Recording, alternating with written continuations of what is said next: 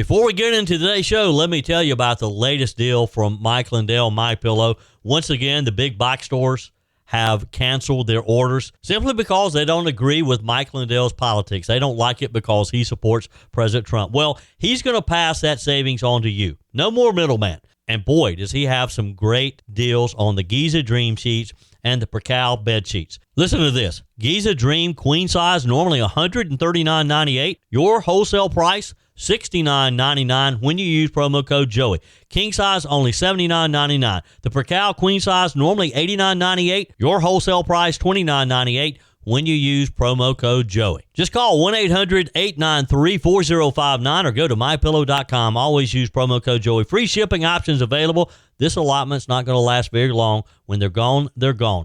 MyPillow.com. Promo code Joey. Thanks for joining me in the PhD Weight Loss and Nutrition Studios. To lose weight for the last time, visit myphdweightloss.com. Well, what a weekend, huh? As the world watched the news out of Venezuela, where U.S. forces arrested socialist strongman Nicolás Maduro and his wife, there's been praise for the operation and condemnation. We have the latest for you in today's show. By the way, the newly minted mayor of New York, Zohran Mamdani, is leading the effort to get Maduro released, claiming that the U.S. had no right to arrest the criminal. Former President Joe Biden's long career in politics has allowed him to retire with the largest taxpayer-funded pension of any ex-president in U.S. history, weighing in at $417,000 a year. This was more than he was paid when he was president. Now, how does that happen? You make more in retirement than when you held office? And Elon Musk and President Donald Trump, are they hanging out again? Musk shared a photo of himself, the president, and the first lady dining together at Mar-a-Lago over the weekend. This could get interesting. There's a lot to cover today. Let's get started. I told you we'd be back. And ye shall know the truth, and the truth shall make you free. It's Joey Hudson. I wanted to name it the Joey Hudson bill, but, they don't allow you to put names on bills. But I wanted to call it the Joey Hudson bill because I know that one's been near and dear to you for a number of years. That's how it's done. Let your voice be heard. And the truth shall set you free. Here's Joey Hudson. President Trump's making it very clear. Before there are elections, before there are opposition candidates, before there's talk of democracy seminars or UN resolutions, Venezuela needs law and order, and it needs economic discipline. That message came straight from President Trump himself in an interview with the New York Post following the dramatic U.S. operation that ended with the arrest of socialist strongman Nicolás Maduro. And if you're expecting the president to immediately start backing a particular opposition leader or Nobel Prize winner, might want to slow down. He's made it very clear that's going to come later. So when asked about the opposition leader, Maria Corina Machado, a figure many on the global left and even some conservatives have been promoting, President Trump was blunt. He said, I don't think she's got the support of the people that she has to have. That's all. Now, he didn't attack her. He didn't dismiss her personally. And in fact, he said he likes her very much. But he also said something important. She could only win an election if I did support her. And that tells you two things. First, President Trump understands political reality in Venezuela. Second, he understands a power vacuum there.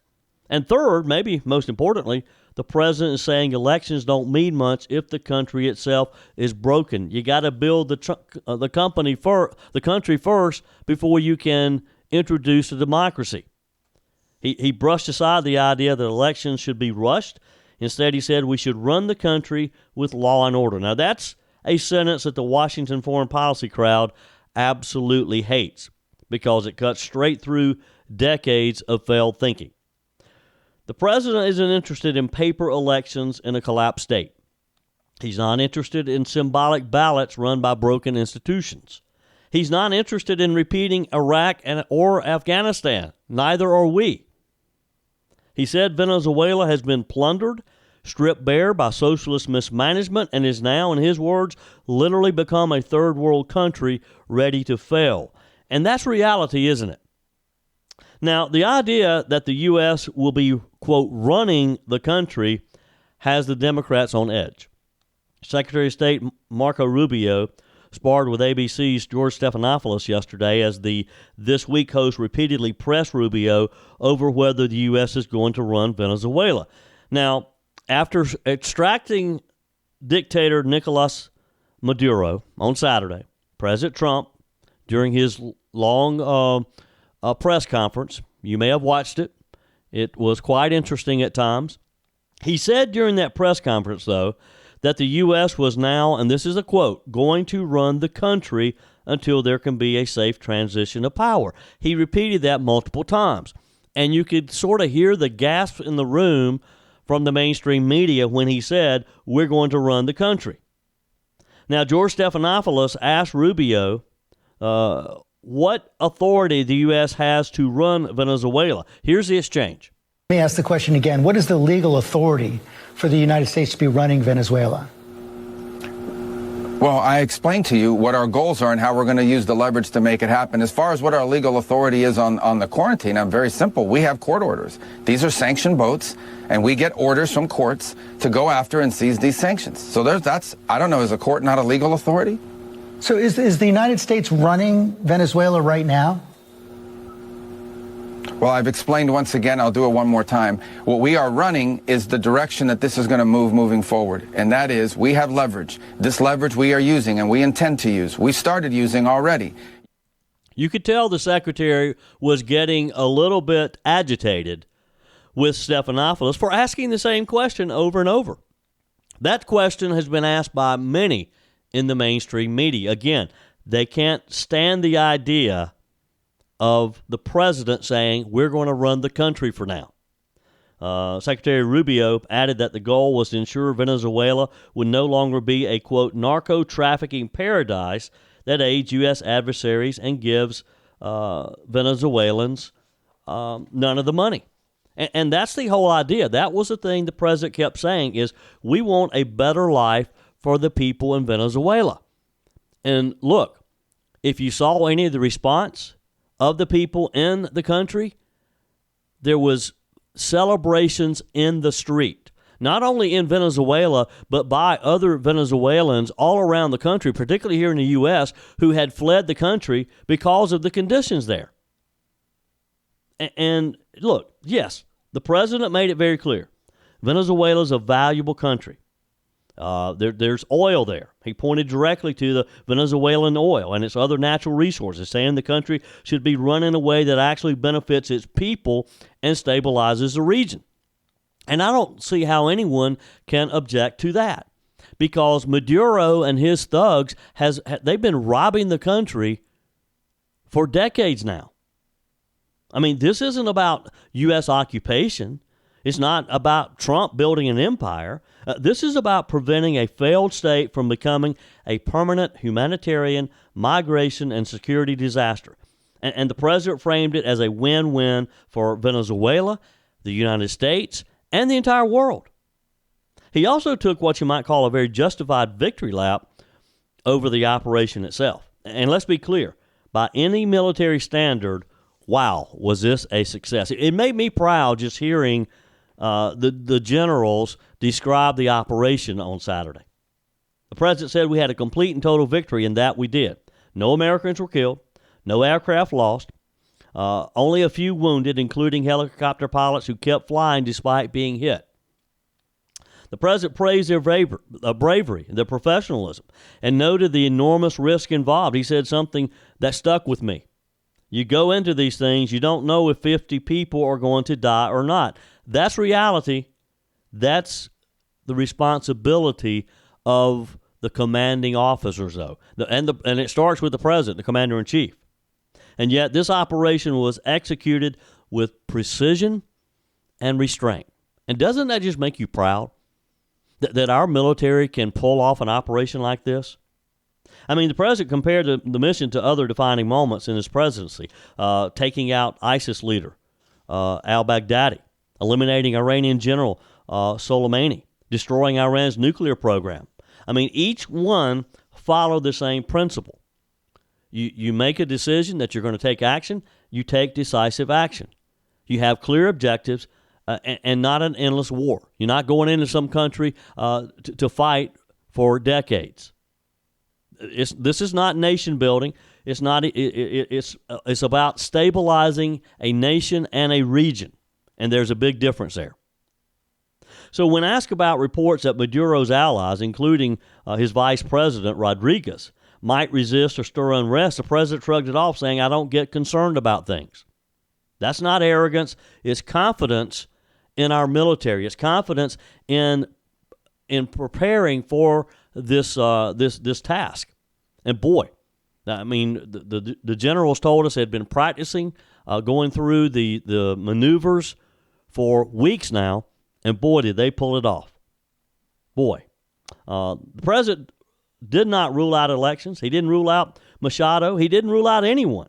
He just simply said, maybe we need to give a little distance here. We need to wait, give it a little time here, let things stabilize before the country moves on. And I think that's what we're going to see as Maduro will be arraigned in New York City, we're told, sometime later today. It's not your fault that losing weight is getting harder and harder. You're eating better, you're moving more, but your body isn't responding the way it used to. That's not willpower, that's metabolism. And believe me, I've learned so much about the metabolism from the folks at PhD Weight Loss, and it's made a huge difference in my life. Joey Hudson here. For many people, years of dieting quietly slows the metabolic system down, so the harder you try, the less progress you see. At PhD Weight Loss, they help people identify what's actually blocking fat loss, and they fix the root cause, not just count calories. If you want to understand why your body isn't cooperating, call PhD Weight Loss now and mention Fix My Weight Loss to unlock the New Year's special. It's free, it's personalized, and it could explain everything. Call 864-644-1900 and say Fix My Weight Loss.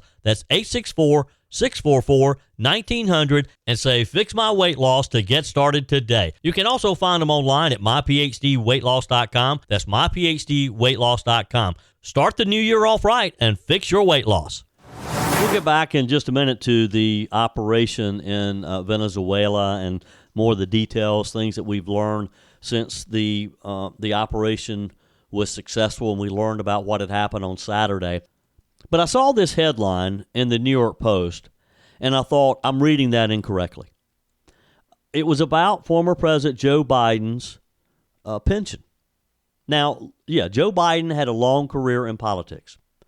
It allowed him to retire with the largest taxpayer-funded pension of any ex-president in U.S. history.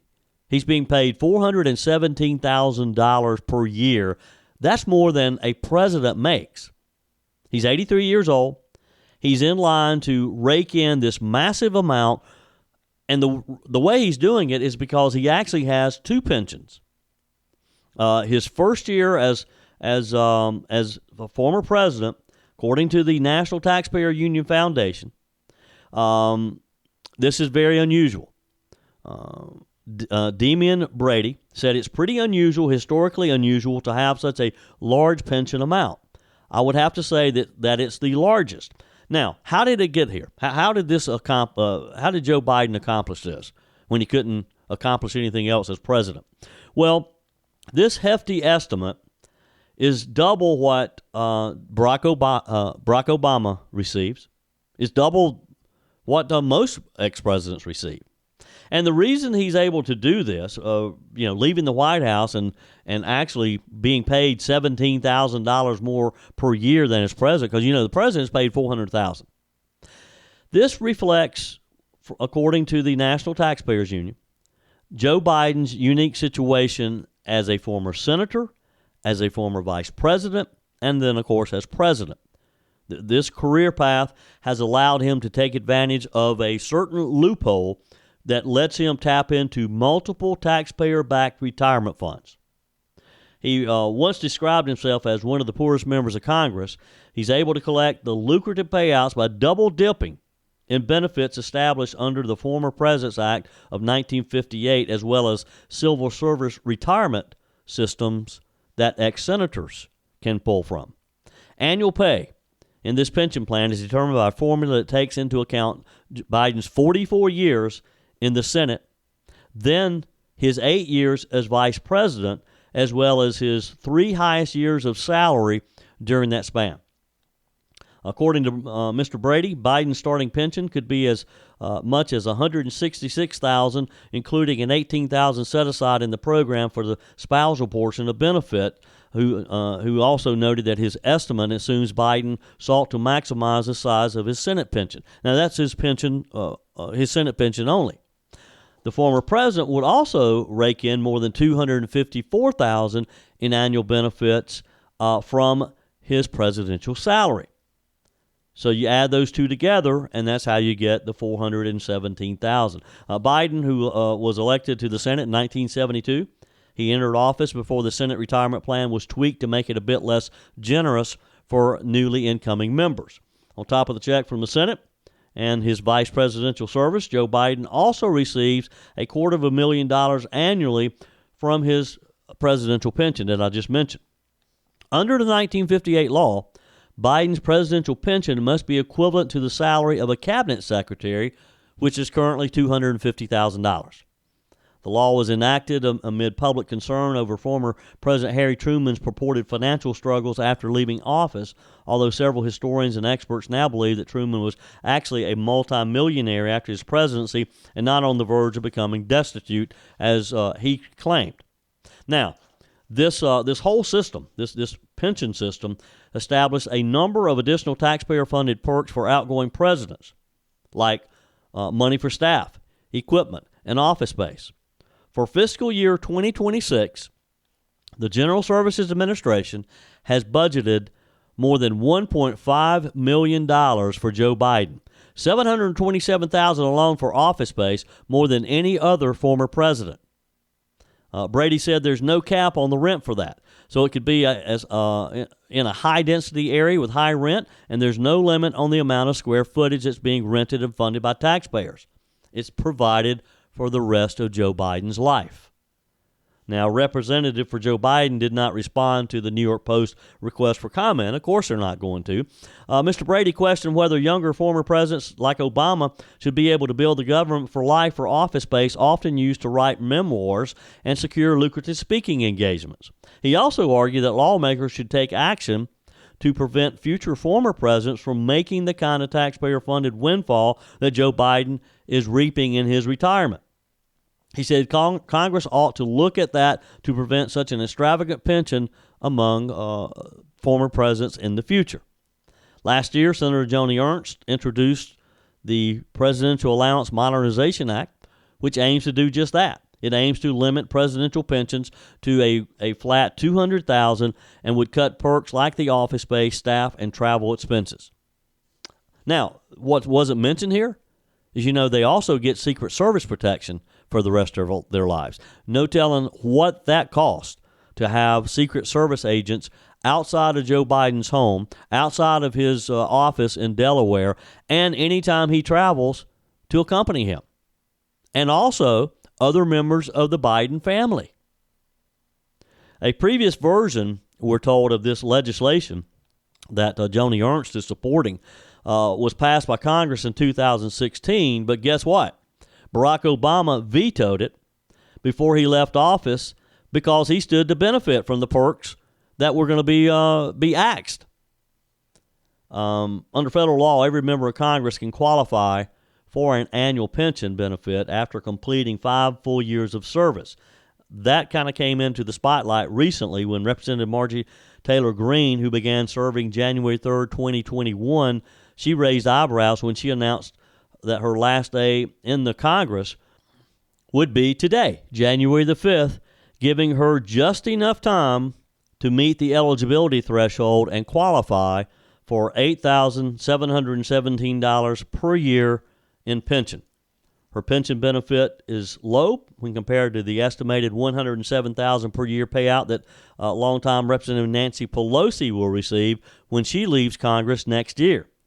But over the course of her lifetime, Greene will still make more than $265,000 as taxpayers will continue to pay her for the rest of her life. What do you think members of Congress should make when they leave? What should former presidents make? Should they get office perks? Should we pay for their postage and all the expenses that come with running an office? Text me, email me, Joey@joeyhudson.com. One more thing before we move on. I mentioned Marjorie Taylor Greene a minute ago. Today is her last day to serve in the U.S. House of Representatives. She was one of the loudest, outspoken Republicans, that is, who took issue with President Trump's strikes in Venezuela. NBC's Kristen Welker had Ms. Greene on her show and asked her to respond to the president's argument that running a country in South America was America first. Here's Greene's response.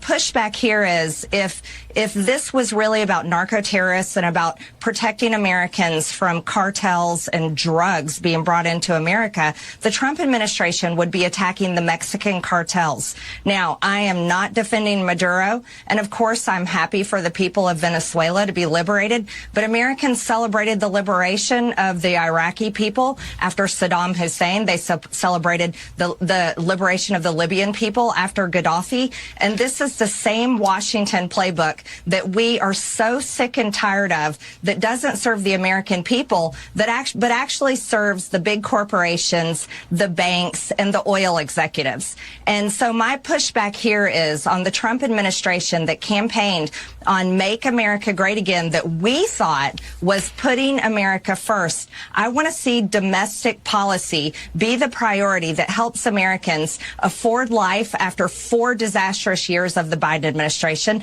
I want to see domestic policies that prioritizes jobs and affordable housing for Americans after 4 disastrous years of the Biden administration. And I want to see domestic priorities that put Americans first in regards of health care. Health insurance costs too much, car insurance, home insurance. And these are issues that matter to Americans. During the interview, Greene insisted that we don't consider Venezuela our neighborhood. She described the strike and capture of President Maduro as being part of the same Washington playbook that we're so sick and tired of that doesn't serve the American people, she said. However, she did acknowledge that Venezuelans were liberated from Maduro, and she acknowledged that the people are happy, that they're free once and for all, and that they don't have some drug cartel running their country. Again, today is Ms. Greene's last day in the U.S. House of Representatives. President Donald Trump and Elon Musk appear to have repaired their once strained relationship. It's kind of on again, off again, isn't it? In a post that was shared yesterday, Musk wrote, "Had a lovely dinner last night with POTUS and FLOTUS," before adding, "2026 is going to be amazing." The photo was taken from a Saturday evening event at Mar-a-Lago. It has sparked speculation that the pair's bromance, as some people are calling it, may be back on after months of tension. As you know, after the 2024 campaign, Musk became one of the Republican Party's biggest political donors. He contributed hundreds of millions of his own money. He was later tapped by President Trump to advise the government efficiency effort set up as and known as DOGE, focusing on reducing federal spending, streamlining operations. But Musk stepped back from the role in mid-2025 amid mounting criticism. They did not part on a very favorable condition. Now, we knew that Musk was going to be leaving his leadership of DOGE from the beginning. I mean, it was set to be a temporary position, but we did not expect them to leave on the terms that they did. Tensions resurfaced when Elon Musk publicly criticized the president for spending proposals and raised concerns about the size of federal outlays. He felt like that the president was spending too much money and wasn't taking trying to get to a balanced budget seriously. At one point, Musk complained, "This massive, outrageous, port-filled congressional spending bill is a disgusting abomination. Shame on those who voted for it. You know you did wrong. You know it." Now, this, of course, was direct criticism of President Trump's One Big Beautiful Bill. Trump shot back very quickly. Quote, "Very disappointed in Musk's criticism of his bill at the time," before adding, "Elon and I had a great relationship. I don't know if we will anymore." Well, evidently, they're on again. Now, at the time when the president was critical of Musk, Musk didn't shy away. He shot back on X saying, without me, Trump would have lost the election. Dems would control the House and Republicans would be 51-49 in the Senate. Musk may be right to a degree. He did spend hundreds of millions of dollars to try to help in these congressional races and in some key U.S. Senate races. Now, at one point, Elon Musk suggested he could form a new political party. You remember that? He was going to go out and start his own party. A lot of people downplayed the idea. Obviously, we don't want another situation, particularly in 2026, that's going to split what is already not a very strong coalition anyway. I mean, I think we have to admit that Republicans aren't totally solidified as we go into 2026. We have too many factions within the party. We have too many rhinos who are elected and serving in the U.S. House, serving in the U.S. Senate. It's crucial that we build on our majority in both the House and the U.S. Senate. And a lot of state House races, a lot of state Senate races, a lot of governors' races around the country. So it's not a slam dunk for Republicans to maintain majorities at any level. And as you probably know, traditionally, the party who is in the White House loses seats in the Congress.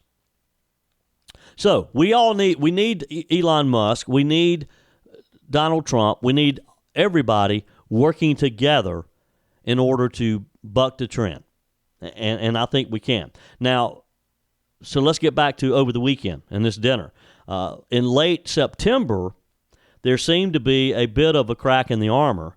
Both Musk and President Trump were seen shaking hands at Charlie Kirk's memorial service in a box at the State Farm Stadium in Glendale, Arizona. Some say that was the beginning of salvaging this relationship.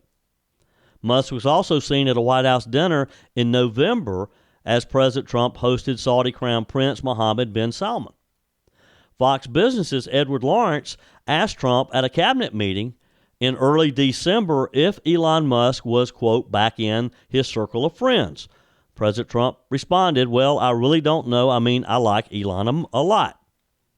Well, evidently having dinner with the president and the first lady at Mar-a-Lago, I would say that probably he is back in the in crowd. What about you?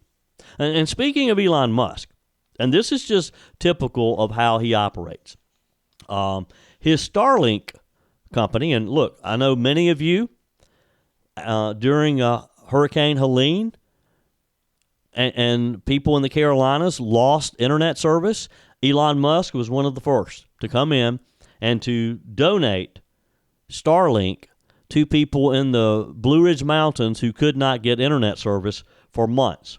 Well, he announced yesterday that Starlink will be providing free high-speed internet service to the people of Venezuela in wake of the capture of their dictator.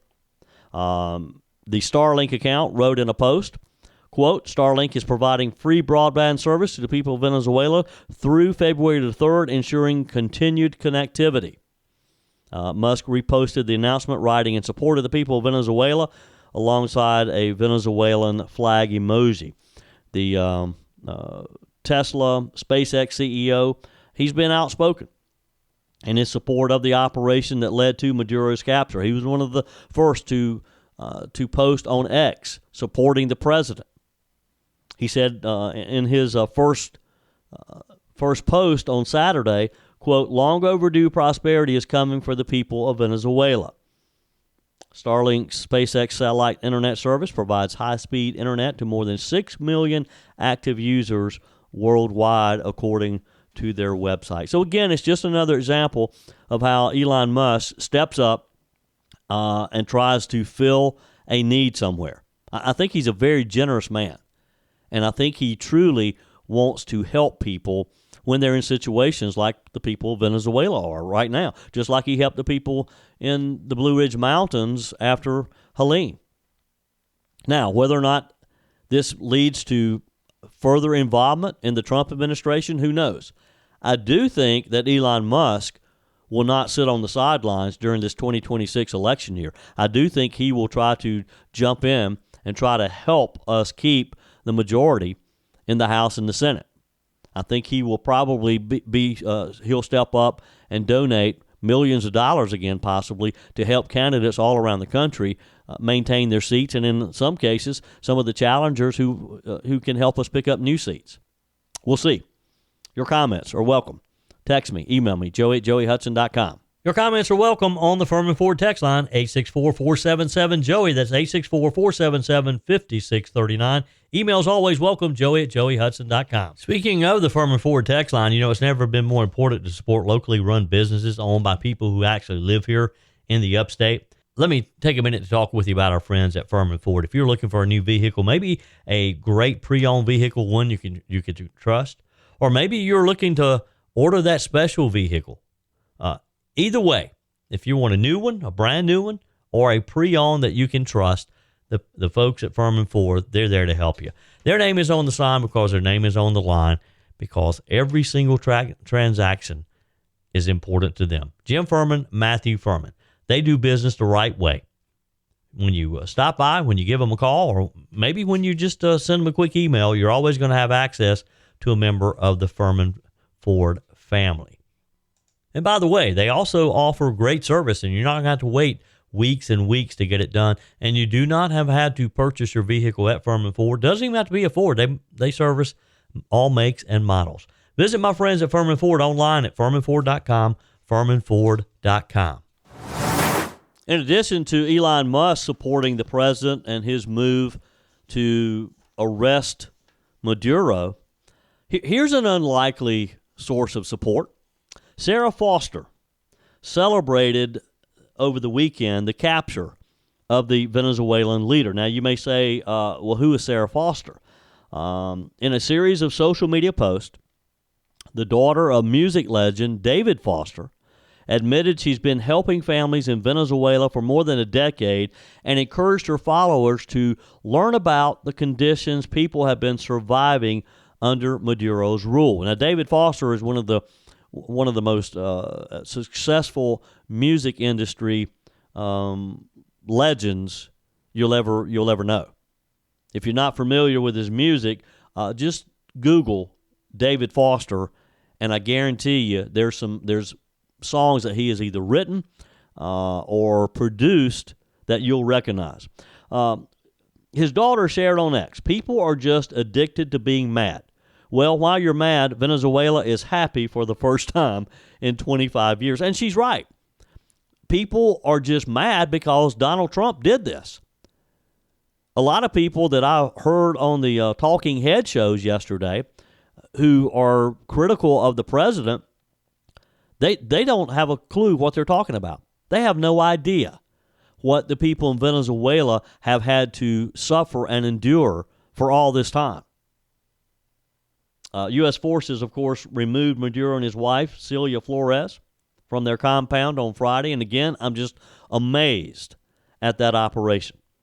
Foster began her video by saying, "I did not vote for Trump. Not that I was excited to vote for Kamala, but I did." She went on to say, "But what I've done is facilitate food, medicine, basic essentials for children in Venezuela for over 10 years. I've developed close relationships with families there, with mothers there who have watched their children die because you cannot imagine the conditions in Venezuela."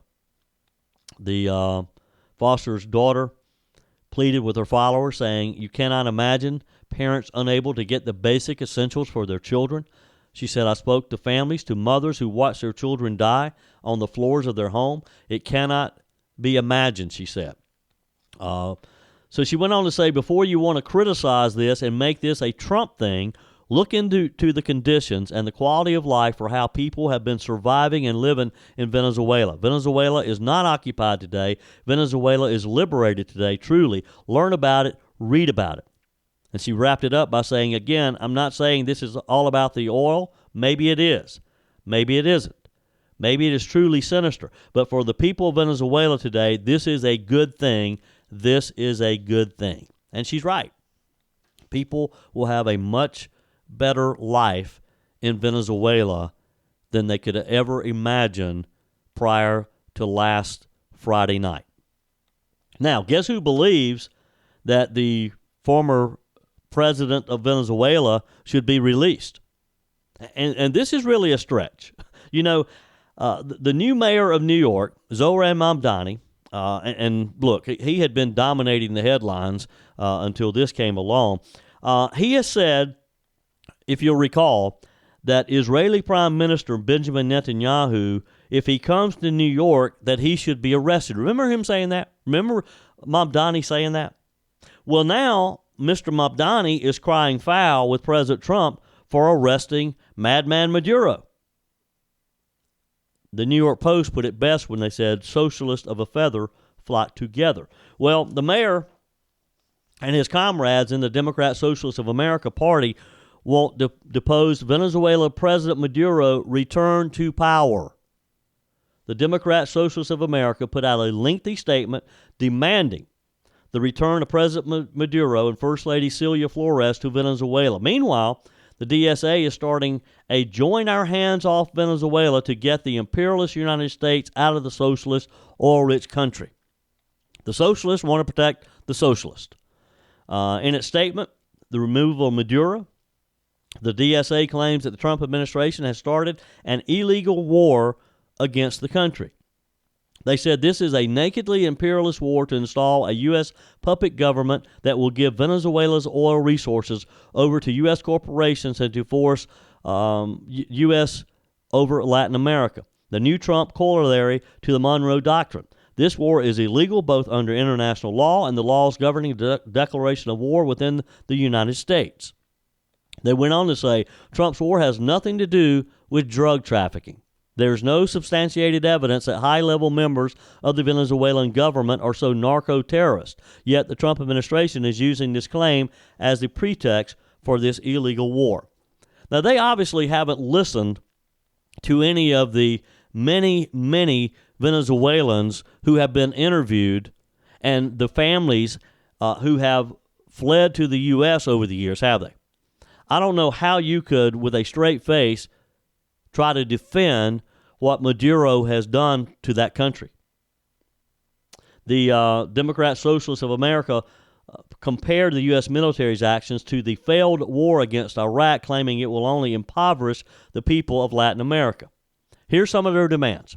Obviously, they want Maduro returned, and they're demanding that the U.S. restore diplomatic relations with his regime.